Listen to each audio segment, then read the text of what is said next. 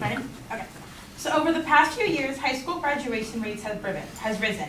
You may think this is a good thing and that our public education system is doing well, but actually the opposite is occurring.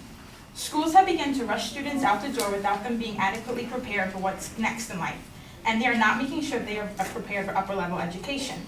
Today I will talk about the fact that high school students in America are failing to prepare students for college.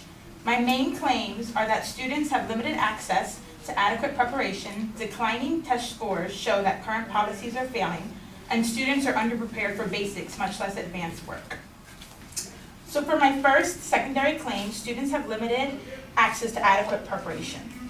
According to the Department of Education, only 8% of high school graduates are being able to complete full college level courses in career prep before they finish high school. This is an issue because many colleges today actually require these classes for students to get access to them. This is not due to students' choice, but it's more due to the fact that the schools are not offering these classes to the students. And they stick to a set curriculum that they're not willing to change, which gives students who would be interested limited options for what they can do to be college prepared. This is because schools have begun to focus more on getting schools out the door and getting them classes they need to finish versus giving them classes that would give them knowledge and skills for college. Schools are more focused on students gaining credits than the actual schools are on getting these credits. Another fact is students who did not take these college courses are more likely to fail a class in college, according to the Department of Education. Since students are not being offered college level classes, they are not getting the skills needed to succeed in college. They have poor time management skills, are not prepared for the workload they're going to be facing, and are leaving with weak study skills, as the classes in high school are nowhere equivalent to ones taking in college. In order for this to change, teachers need to work harder to get the students into these study programs. The Department of Education says that the teachers do have a lot of power with this, but they don't see them trying to do anything to change this. They're focused more on what's going on in high school for the students versus what they're going to deal with after high school.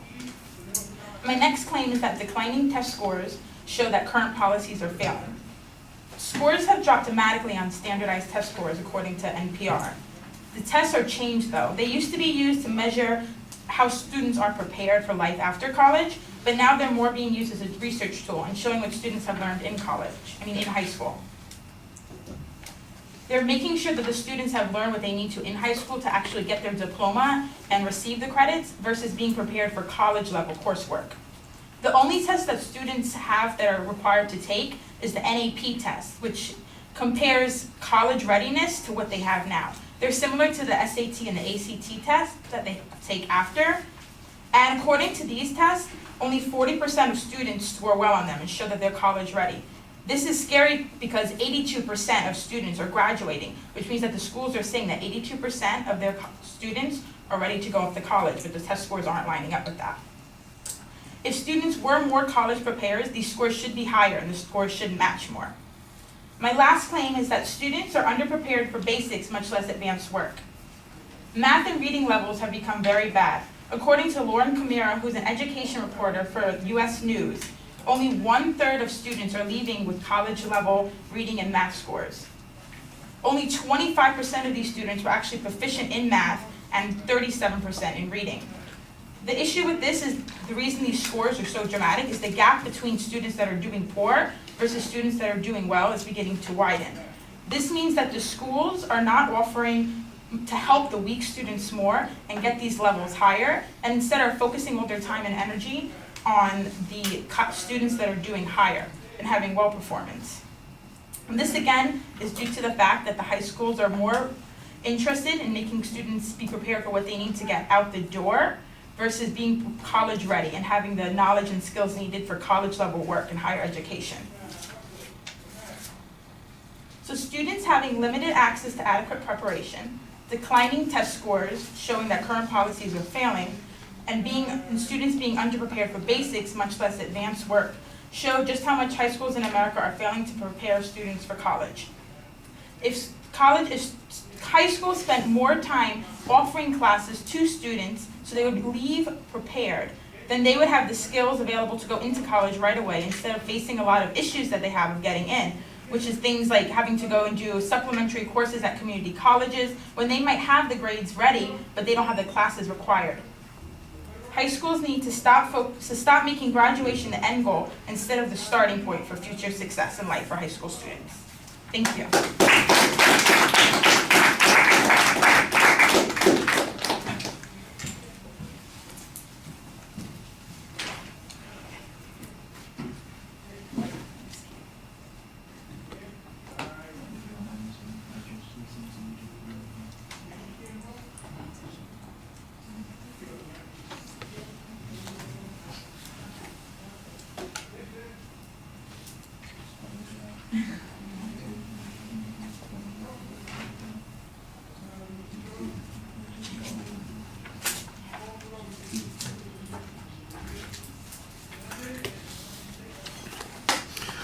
All right, the proposition when it's identified at first sounds like you're talking about the students, but then it turns out that it's about the high school, so that needs to be a little bit clearer at the beginning.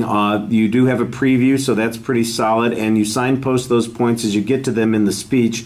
Generally, you explain the points that you're making reasonably well. However, I do see a lot of assumptions in a lot of the arguments that you're presenting. So, for example, you've got a good description of what the outcomes are, but most of your argument is about causality. So, even though we have only 8% of the students who are, college ready, like the one test says that 40% are college ready, only 8% have completed the college prep courses that they need to have. The question then becomes, why is it that they are not completing those? And your argument is that they're not being completed because the high schools are not emphasizing this enough, which implies that they aren't offering those courses. There's no availability. The teachers don't try to drive students into those areas, and I don't see a lot of information on that. I see evidence, like I said, on the outcome, but on the causality, I think it's still a little bit weak.